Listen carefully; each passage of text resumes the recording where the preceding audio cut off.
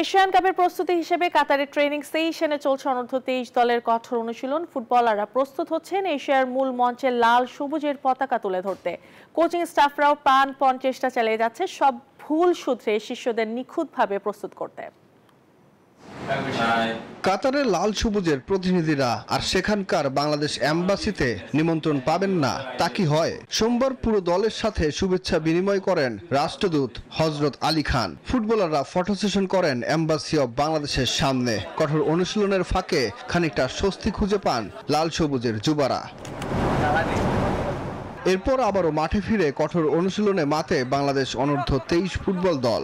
সপ্তম সেশন শেষে ফুটবলাররা বলেন এর চাইতে ভালো প্রস্তুতি আর হতে পারে না। আমাদের যেই ম্যাচটা গেছে এই ম্যাচের যত ভুল ত্রুটি ছিল এগুলো নিয়ে অফিসিয়ালরা কোচিং স্টাফরা কাজ করছে।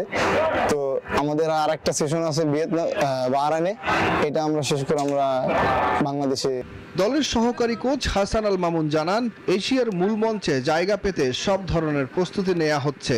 এখন মাঠের ফুটবলে কেমন করে বাংলাদেশ সেটাই দেখার বিষয়। যেটা দেখার দরকার ছিল লাস্ট ম্যাচে আমরা দেখেছি যে টিমের কম্বিনেশনটা কি, সবাইকে খেলিয়েছি, কার কি অবস্থা এবং বেস্ট পসিবল সলিউশনটা খুব কাছাকাছি আছে। টিম স্পিরিটটা ভালো আছে এবং আশা করি যে একটা ভালো কিছু পুঁজি নিয়ে ইনশাআল্লাহ এখান থেকে ফিরছি।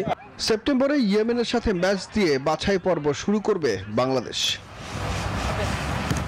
সুখন সরকার, নিউজ 24।